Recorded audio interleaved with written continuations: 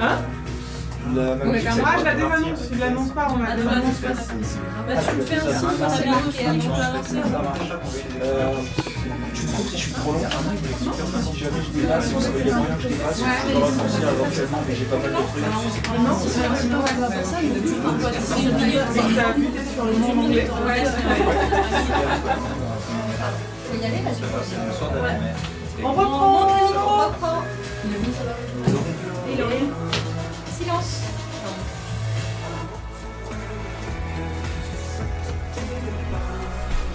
Si vous venez de nous rejoindre, vous êtes au 93.3 sur Radio Campus pour l'émission Quad 9 Doc et vous venez d'écouter le titre plein de douceur d'Aaron Onassis.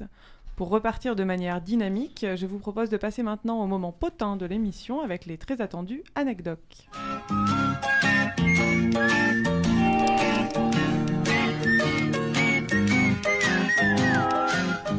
Les anecdotes. Alors bonjour à tous, donc pour commencer en fait je vais avoir une petite pensée pour toutes les personnes qui sont en fin de thèse, qui sont au chômage et pour qui c'est loin d'être fini, donc c'est pas évident pour eux. Et je vais vous donner l'exemple en fait d'Olga Turkan, donc doctorante des sciences des langues à l'université de Strasbourg, qui a eu une idée assez originale pour financer la fin de sa thèse. D'après vous, non, n'ayez pas peur Barbara. Comment a-t-elle fait ? Enfin, moi j'aurais dit elle s'est prostituée, mais... Oui, mais je t'ai vu venir. Mais non, c'est pas ça du tout. Rassure-toi. Vente de cookies. Du tout. Cours particulier ? Non plus. Non, en fait, elle était vraiment... au début de sa thèse, elle avait aucun financement. Donc, elle faisait des petits jobs et à la fin, ça devait vraiment compliquer. Donc, c'est pas un job qu'elle a fait. Elle voulait plus justement faire ses petits boulots et elle voulait vraiment se concentrer uniquement sur la rédaction de sa thèse. Elle a gagné au loto. Et non plus. Bon, je vais vous donner un petit indice, c'est un terme anglais qui est assez à la mode en ce moment. Crowdfunding. Exactement, et en plus ça me fait plaisir que tu l'aies dit parce que je l'aurais mal prononcé moi. J'ai pas super bien prononcé. Alors en fait c'est ça, donc comme elle voulait se consacrer uniquement à la rédaction de sa thèse donc pour les 8 derniers mois, donc elle a réalisé une vidéo pour expliquer sa situation et ouvert une cagnotte début 2013. Alors j'en profite, je suis au chômage, j'ai fini ma thèse, si vous voulez me financer, n'hésitez pas. Ouvre ta cagnotte Barbara, fais-nous une vidéo et... On verra ce qu'on peut faire. Et donc, suite à la réalisation de cette vidéo, donc au bout d'un mois, elle avait récolté 5200 € qui lui ont permis de finir sa thèse et de la décrocher, même si elle l'a décroché un peu plus tard que prévu, en mars 2014. Donc en remerciement, donc elle a envoyé quand même une petite carte postale faite maison et une vidéo où elle joue de l'accordéon à ceux qui ont déboursé 38 €. Une boîte de chocolat moldave, parce qu'elle vient de Moldavie, pour ceux qui ont participé à hauteur de 77 €. Enfin, c'est toujours mieux que de leur envoyer la thèse qu'ils n'avaient peut-être pas envie de lire. Exactement, mais cela dit, ils se sont montrés très solidaires.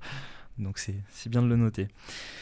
Alors on va rester dans les chiffres, mais cette fois donc, je vais vous proposer un chiffre et je vais vous demander à quoi correspond ce chiffre, donc, qui est forcément en lien avec le doctorat. Donc c'est 199 000. Donc n'hésitez pas, posez-moi des questions sur ce que ça peut être, des idées. Moi je suis sûre que c'est pas le nombre de thèses soutenues par an, ça serait beaucoup. Ah non, ça fait un peu beaucoup quand même. Il y en a un peu plus de 1000 il me semble par an. C'est pas non plus 10 000. un financement de doctorant. Ah non, du tout. Ça serait bien. Ça serait bien. Le nombre de doctorants tout court ? Non. Le nombre de caractères dans une thèse en moyenne ? Non plus. Bon, je vous aide, c'est un montant en euros. Le prix que ça coûte à l'État de financer les thèses chaque année ? Non plus. Ça ferait pas beaucoup en même temps. Donc je vous aide, c'est par rapport à un diplôme qui a été obtenu donc le 15 janvier 1906. Bon, c'est dommage, il n'y a pas de physicien à cette table. Enfin, si, peut-être Lucie. Pas très physicienne. Il a été vendu aux enchères ? Exactement, c'est ça. Donc en fait, mais d'après vous, le diplôme de quelle personne a été vendu aux enchères ? Marie Curie ? Non. Non, c'est trop. Quelqu'un de nationalité française? Non, c'est un scientifique très connu. Albert Einstein ? Exactement, c'est ça. Donc en fait, le diplôme d'Albert Einstein obtenu donc le 15 janvier 1906 et intitulé donc une nouvelle détermination des dimensions moléculaires a été vendu aux enchères le 14 juin 2009 et acquéri donc par un acheteur privé. Et dans sa thèse, donc, il expliquait comment il était possible de déterminer la taille d'un atome. Bon, je ne vais pas rentrer dans les détails. Mais donc, il a été acheté à hauteur de 199 000 €. Donc, je ne sais pas à qui ça pourrait arriver, mais je pense que ce ne sera pas mon cas, par exemple. Et à titre informatif, donc, il a Son discours qu'il a prononcé lors de la remise de son diplôme a été vendu 67 900 €. Bon, rien que si on achète ma thèse de prix-là, je prends. Hein. Effectivement. Donc, je vais enchaîner avec un sujet un peu plus triste pour le coup, mais que j'ai trouvé assez impressionnant. Donc en fait, c'est Terry Jo Beachell, j'espère que je le prononce bien, une américaine de 55 ans qui exerçait comme sage-femme et qui a décidé de reprendre ses études et réaliser une thèse à l'âge de 55 ans. Donc. Et qu'est-ce qui a pu la pousser, d'après vous, à reprendre et à faire une thèse à cet âge? C'était une thèse de neurobiologie. Un de ses enfants est mort d'une tumeur au cerveau. Pas exactement, mais c'est un peu ça. En fait, voilà, son fils qui était atteint du syndrome d'Angelman, donc une maladie génétique qui cause un déficit intellectuel et moteur, en fait, l'a poussé à faire une thèse pour étudier la maladie de son fils. Donc j'ai trouvé ça assez beau ce qu'elle a fait.